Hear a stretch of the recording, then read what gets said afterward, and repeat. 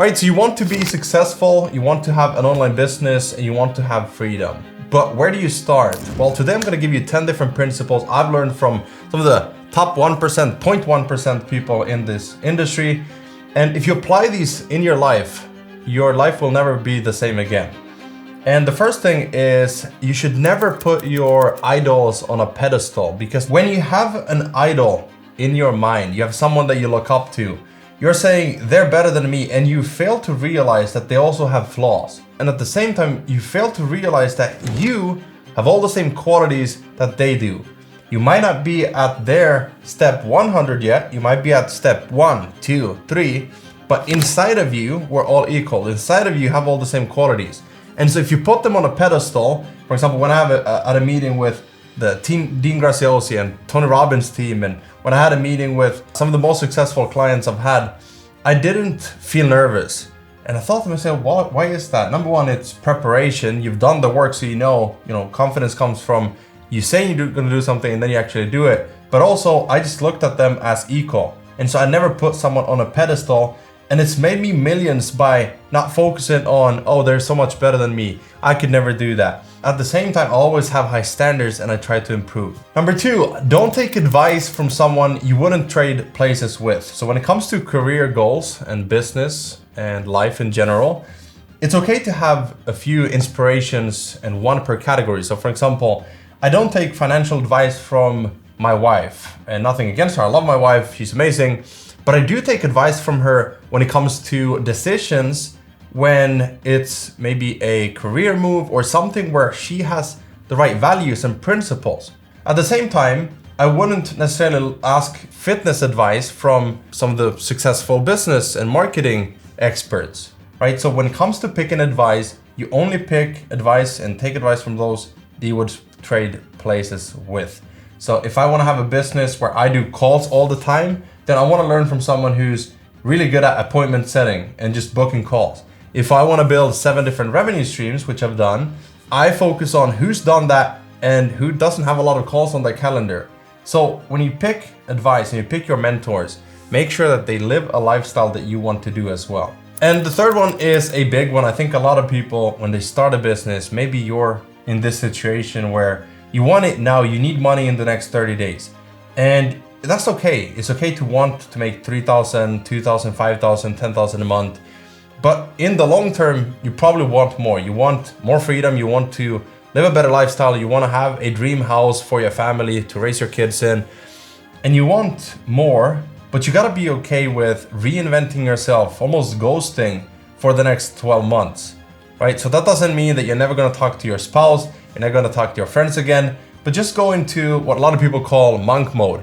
You need to isolate from your previous self so that you can reinvent yourself and you can come back a different person. You can come back with new skills, you can come back with new insights, and you can come back with new information that will set you up for the success that you want in your business in the next year. Number 4, list out 3 things that a lot of wealthy people would be happy to pay for. So what are some skills, some services? Maybe you're a coach, you're selling a coaching program. What are something that instead of selling this recipe, sell the fitness transformation coaching with one-on-one accountability?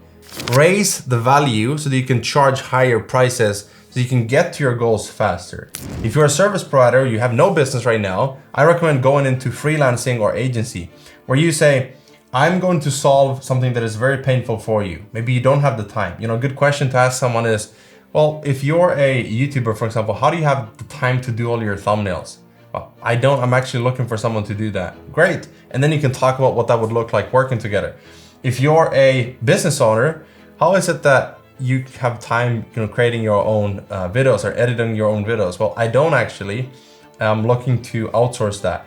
If you're a course creator, are you focused on building your own sales pages to sell your courses, or is that something you're outsourcing? So when you talk to someone who's already successful, you talk about how to save them time, which it means you're solving a problem. When you're talking to beginners, it's hard to sell services because they're trying to hire you to outsource responsibilities and to outsource things that are going to grow their business. And so you're kind of saving them from going bankrupt instead of helping someone go from 7 figures to 8 figures by buying back their time. You're selling their time back to them.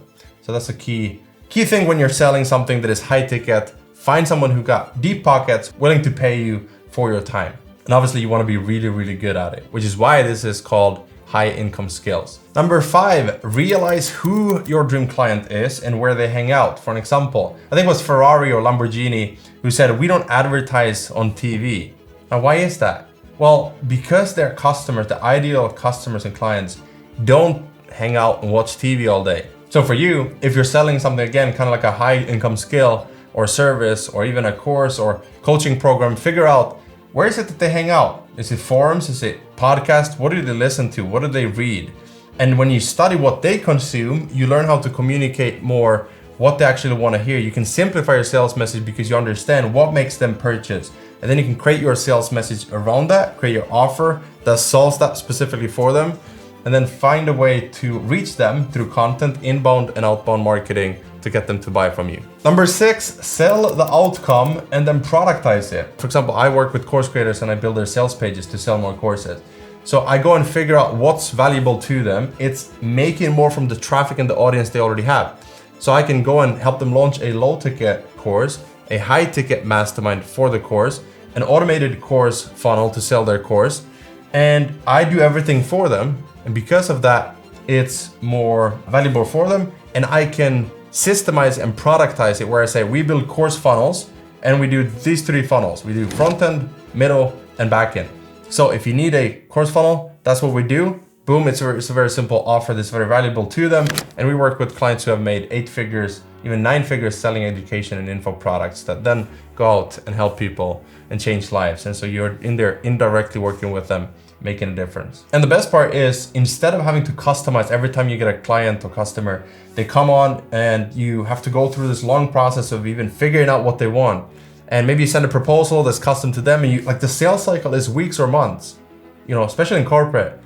But when you have a systemized product, that's what you can even have your packages on the site and people just sign up. And now you automate, you streamline it. This is the future, right? Where you shorten the sales cycle, you use content to pre-sell, then the sales page to sell, and then automation to onboard, and then team and systems to automate.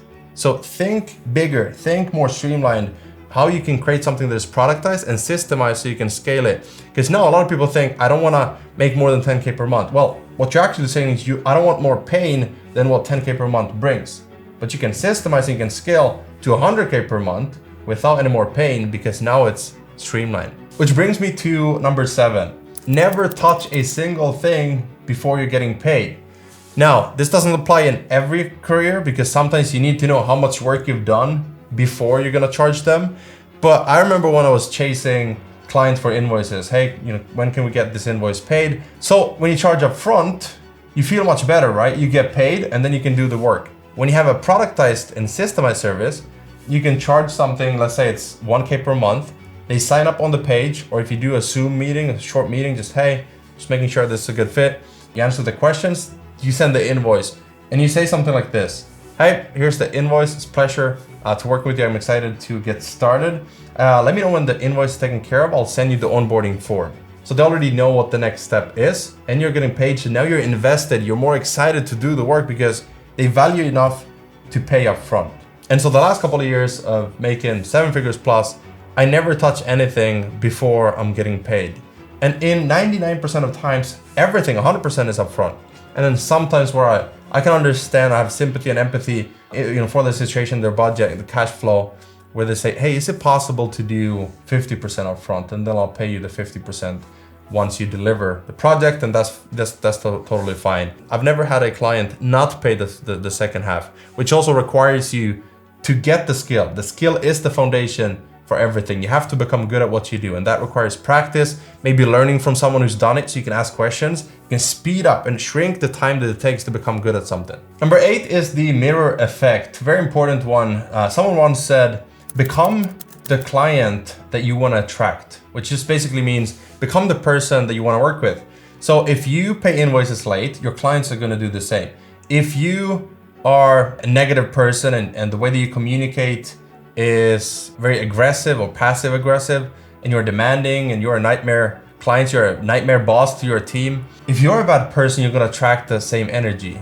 And I don't know if this is manifestation or what it is, but I think it's just people are drawn to people like them. And so one example of this is like, I never felt comfortable charging 5,000 for my services before I had invested 5,000 myself into something, into my first video editors, into my first coach, into my first camera and computer and everything. Because to me, when I was paying 500 for stuff, I only charged 500 or 1,000 because I thought that was normal.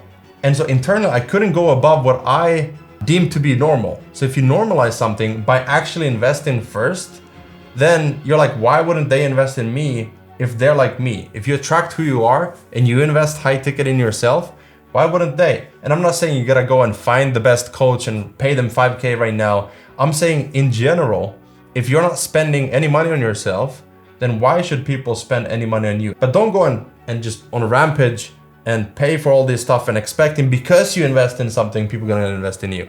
Number 9, know when to pivot or transition. 2 questions I get all the time is, when should I quit my job, go full time? And then once you have a business, you're making 5K per month, 7K per month, 10K per month. A lot of questions like, how do I go from freelancer or funnel builder to agency, right? So a service provider to a legit business that, because of the systems and processes, produce the result. And so if you're looking to start a business right now, but you have expenses, obviously keep your job. But the moment that you're starting to make the same amount in your business as a side hustle, you can start saving money so that you have at least 3 to 6 months of cash in a bucket. You've saved it up so that you can quit the job while making the same. And now, because like, imagine if you spend 1 hour per day, 2 hours per day while having a job, now you're free to do whatever you want 7 days out of the week to scale it up and double it. So then with 6 or 3 months of cash that you have saved and reserved, you can now focus on just doubling the business. If you're making 5K per month, just try to double it to 10K per month while actually having some money saved up. That way you don't have the stress and the pressure that you have to make money in 2 weeks. Because if you do, you're gonna look for the shortcuts. You're gonna skip the practicing your skills. If it's video editing, if it's thumbnails, if it's funnels or websites, you're gonna skip the thing that people pay you for. They pay you because you're really good at what you do. And that's why people, even on Fiverr Pro or Upwork or on Dribbble, on Pinterest, and all these platforms where you can see people's work, people get paid because the quality is really good. And so imagine if you could choose someone who has 10 videos they've done, but they're all kind of like, nah, versus having like one video that is amazing. And you're like, hey, can you just create one similar to this for me as well? Like, it's so easy to pick the better one because of the skills. And then the moment you transition from a freelancer to agency or service provider to legit business is where you say, look, I am running out of time. I'm booked out, I'm getting paid, I've raised my prices a little bit already, and I'm still getting everyone saying yes. But here's a warning. You don't want to transition into agency unless you're certain that you love managing people, you love becoming a CEO, and you love being in that identity more than what you're doing right now. Because you can make 10, 15, 20, 30K alone if you structure the business properly, if you charge the right amount and you find the right clients. So you work with dream clients, you enjoy it, now you get to be creative, for example, versus going and hiring people and now suddenly all you're doing is you're doing sales calls, you're managing people, you're coaching your own staff, and you're making maybe 70K per month, but you also have expenses where maybe you're paying 30K per month in expenses. And so you're not really taking home more, but you have more calls. So just make sure that the business style, the model is the one that you want to transition to. And you can try it. And then like me, a lot of times I've tried it, I've scaled it up to, let's say 50K per month in my funnel agency. And then I realized, hey, I actually enjoy building the funnels myself. And so now, for example, I just built a funnel yesterday and I enjoy the creative side. So why step into something else? So I can hire, for example, a COO to do other stuff so I get to be creative. That's why you buy back your time, you don't outsource tasks. Number 10, probably the most important one, you probably heard this before, never rely on just one revenue stream. We saw what happened with copywriters when ChatGPT was launched and became official. It's not that AI and GPT could write better than the top 1% copywriters out there, but it could do 80% of what, the average copywriter could do. And then if you compare the 20 bucks per month for the Chat GPT Plus compared to 5K, 10K for a VSL from a copywriter, you can see how kind of, how easy it is for a lot of people to say, I could get this in minutes. I could have my own copy in minutes for my sales page, for my website, for my emails, my ads, my social media, versus waiting 2 weeks for someone to write it. So here's the takeaway. If you're a copywriter, or if you're a designer, if you're a video editor, ask yourself, what are the 2 other supporting elements you can add to it, right? So I'll give you an example. I'm a funnel builder, I have a funnel agency, but I also sell funnel templates, active income, passive income. I also coach as a strategic consultant inside of funnels and sales funnels for companies. I am helping them figure out which funnel to use and then how to structure it, the frameworks, and how to launch it so that they can launch a new offer. And so by becoming a consultant, I now have 3 income streams. Then I recommend the softwares that I use, and I use an affiliate link, and now I'm an affiliate marketer. And then because of what I've built, people ask me how I do it, and I can't jump on thousands of calls. I don't want to. I'm a creative person. I love to build stuff. And so I can document things and now release a digital product that shows you, here's a masterclass, exactly what I do. Here's a live funnel build out. And so you right now list out everything that you can do and then start thinking, how can I create multiple streams of income and revenue inside of my business? If it's fitness, maybe it's coaching, it's a fitness app, and you have different tiers, different levels. And maybe you do a membership where you have challenges, you have, here, this week we're gonna do this. You can gamify it, you can create a community, you can become the go-to person that your community loves, and you can just serve them different ways so they get everything they need in one simple place. And now you have 7, 5, 3 revenue streams. You can scale from 10K per month to 30, 50, 100K per month. That's it for this video. Let me know in the comments your biggest takeaways, what you're gonna launch. See you in the next one.